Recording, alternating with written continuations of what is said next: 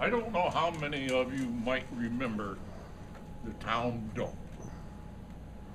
How many of you even heard about the town dump? Knew we had one. Well, we did years ago. It was up overlooking where the high school is now.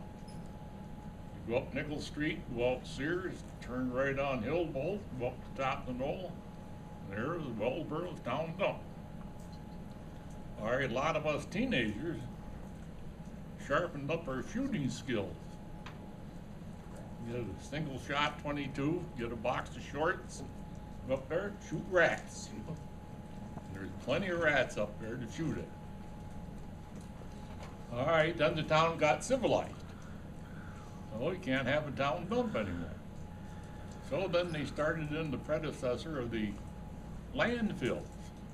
So they went up on Upper Mead Street, dug some trenches. And you fill up one trench, cover it over with dirt, and then start on another trench. Now that was before they put liners in landfill. Anyway, after they closed the dump, somehow or other, I think Howard Tatum bought that piece of land. And then sometime later after that, and I don't know how and why, the Wellsboro Fire Department bought it from Howard Tatum. Now that included the dump, the hillside behind it, and the flat spot there on Sears Street. There's what, 4, 5, 6 acres in there. All right, then after they built the high school, they wanted to use that hillside for nature center and trails and whatever. So we sold them the hill, but we retained the Sears Street property. All right, when we started having carnivals, that's where we had them, on the Sears Street lot, which was a disaster. Anyway, then after they built the new high school, or whatever you want to call it, that's sitting up there, we sold them the Sears Street lot. Now, someplace along the line, the fire department bought the land where the annex is. Now, that was formerly owned by Harkness and Sewer Lumber Mill. And there's about 40 foot or so frontage on Charleston Street next to the creek. And it had old buildings, fallen down buildings, weeds, debris. A lot of times for construction or so on, just to get rid of it, they hauled it in there and dumped it. So we finally went in there and cleaned that whole place up. All right, then McDonald's approached us, but they wanted more frontage on Charleston Street. And they weren't going to commit to anything until they had it. All right, so there's a property at 14 Charleston Street. It was either a 3 or a 4 apartment building. Now the real estate man that bought it, I think, paid $14,000 for it. All right, when he found out that we needed it, the price doubled to $28,000, and that took care of the rent for the next 20 years of the profit that he would have received had he kept it. So anyway, you know what the outcome of that was? We bought the property, tore it down, McDonald's is in there, and I think that was one of our smart moves.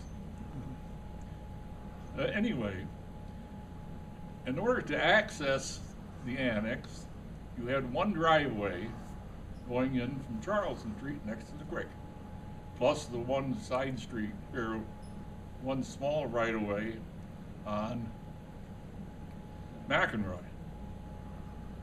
And so we'd thought that, maybe we could get somebody like Long John Silver or the Chicken House or whatever in that property. But we didn't have any access. So then we went up and bought, I think it was 19 East Avenue. 21. 21 East Avenue? So we bought that, and we rented it out, I'm thinking for 2 or 3 years, probably to help pay the mortgage for the money we borrowed for. All right, so that gave us a little outlet on that end. And then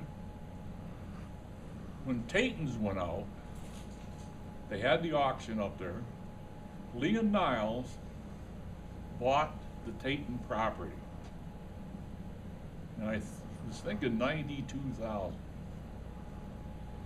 All right, we dickered with them, and just seems to me we paid 108,000 for it. Now, the good thing about it was that Lee and Niles loaned us the money. We didn't go to a bank. Leon loaned us the money. And not only did he loan us the money, he gave us enough to pay off the property on East Avenue. Included that in what we owed him. So that worked out pretty nice. Well, after we had that done, then we could tear down the house and make an access into the annex. And we talked about maybe putting in a training tower on the Tayton property. There's, Lord knows there is enough room for it up there. And then after that, they decided they wanted to put a banquet hall on the annex property. Now, I'm not sure if the pastor was part of that committee one time. Guilty. They presented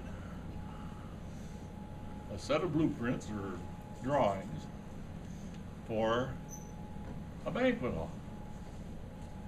Well, there are a number of guys, they weren't really sold on that because they thought a more pressing thing was we needed a place for equipment storage. And so they wouldn't go along with it. So the committee wasn't to be outdone, so they went back and they changed their design and they put 5 big overhead doors in it. And the thought was that you could put the trucks in there or whatever. When you had a dinner, run them out. All right, that satisfied the people that wanted storage. Now, there's little, well, no, I won't say it. The thing was, they put the 5 doors in all right, but they left the original plans in there for the flooring. Now, there was no way in God's green earth that you're going to run those trucks in there with the flooring that was in there. It wasn't going to work. So, they got their banquet hall, had 5 doors in it, but they got the banquet hall. And we still didn't have a place for storage until within the last year, the other factory finally got the storage for their equipment. And so it seems to me that the Wellsboro Fire Department has bought 3, 4, or 5 properties. And luckily, every one of them has turned out in pretty good shape.